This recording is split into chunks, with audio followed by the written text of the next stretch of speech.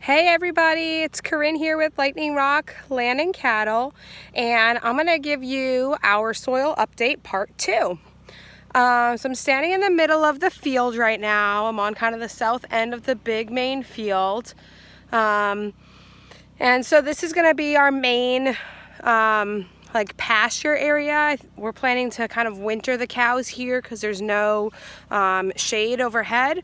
So this is a good place for them to spend their winters when staying in the shade really isn't a big deal for them.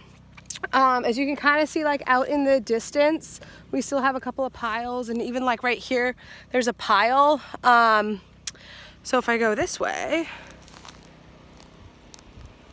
this pile here, we've been digging into them, and it's just mostly like decomposed, like old tree stumps and everything, and it's actually back to being good soil now. So we're using that soil to fill in some of the road and some of the ditches areas and kind of build back up in some places.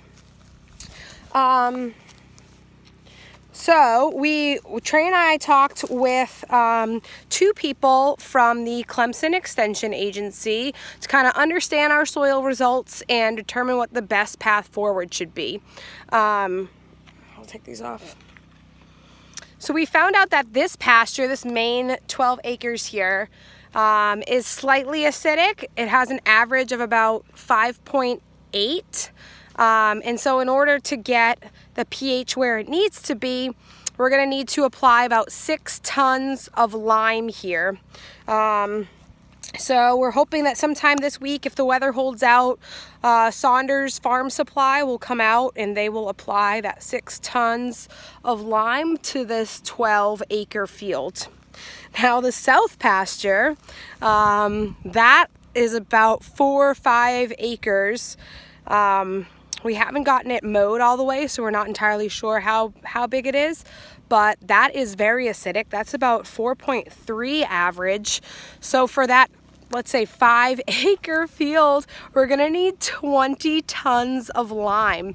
Now these calculations for both the south field and this larger pasture here are to get the soil pH up to between 6 and 6.5.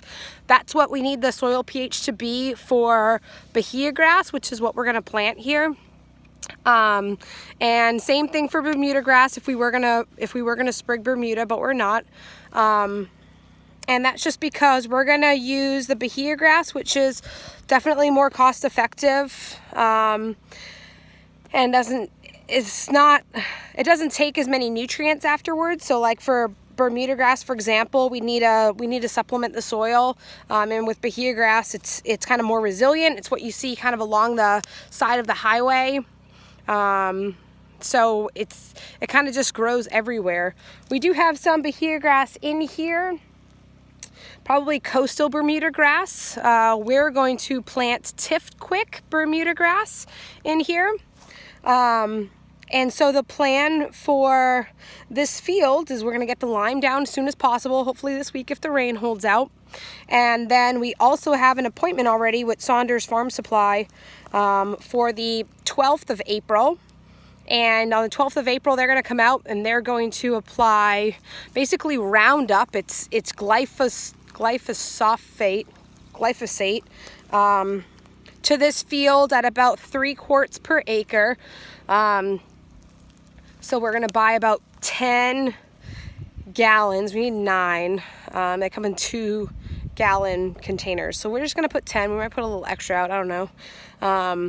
And they're going to apply that. So the beginning of the 2nd week of April, they'll apply that. And so hopefully, if you look down on the grass here, we're definitely just getting already like a lot of new growth already coming up. And this is good grass here. This is probably that coastal Bermuda grass. I'm not really a grass person, so I don't know. But then also the purpose of applying that Roundup is for the rattle box. So hopefully the rattle box will start growing as well, and we've certainly gotten enough rain, so everything should be growing really quickly. As you can kind of see, I mean, turn this around.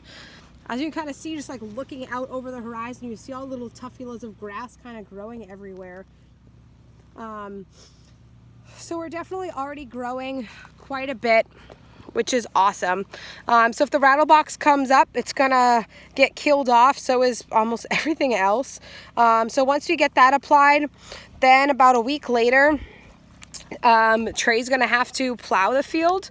So he's gonna disc it all up, and I'll probably do it a couple times, couple different ways, and really just get the soil good and churned up. Then hopefully all the rattle box is gone, and so we don't have to reapply the Roundup. But if we do, we would reapply and then wait a couple weeks and redisc. And then afterwards, once we're satisfied with you know, the rattle box being gone, just making sure the field is really level, we're going to level it, and then we're going to broadcast seed that Tift Quick Bahia grass.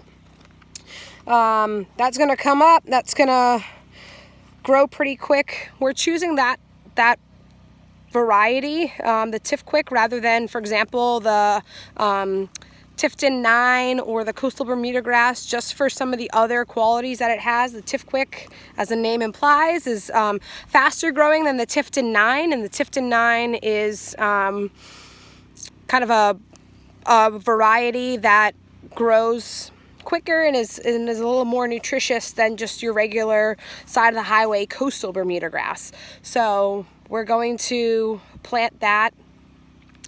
We'll monitor the growth and definitely watch it come up. And oh, here's some good grass right over here I'm gonna walk to. And then hopefully by the end of the summer, maybe August time frame, we'll get some cows out here. So that's kind of the plan for now. We still need to finish brush hogging the south pasture. So when we do that, we'll be able to take a better look. And I also took a whole bunch of soil samples, I forget if I said this in the other video, all around the entire property, because one of the Clemson extension agents said that it was better to do that before we burn rather than after we burn.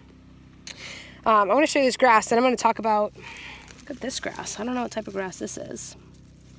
This has like these really big leaves. It's like the whistling type. Whereas this other grass, you can see that's sitting kind of right next to it. It's like these really tiny ones. So we have at least two different types of grass already kind of naturally occurring out here. And that was the whole point of mowing this field. You know, as you kind of look out across the field, even right here, you just see there's so much green that's coming up. Certainly where like the, I don't know, leftover clippings are, it's not growing up as much. You know, that's still shading the ground. But we wanted to let the sunlight come through. And, you know, as you can see, even looking out there, or at these little patches right here that still have a couple big trees in them, you know, it was just so thick and so dense that it wasn't letting any sunlight in. And I'm going to stand next to this just for reference. This is like literally taller than me. It's not hard. I'm only like 5'2". Nice nature backdrop here.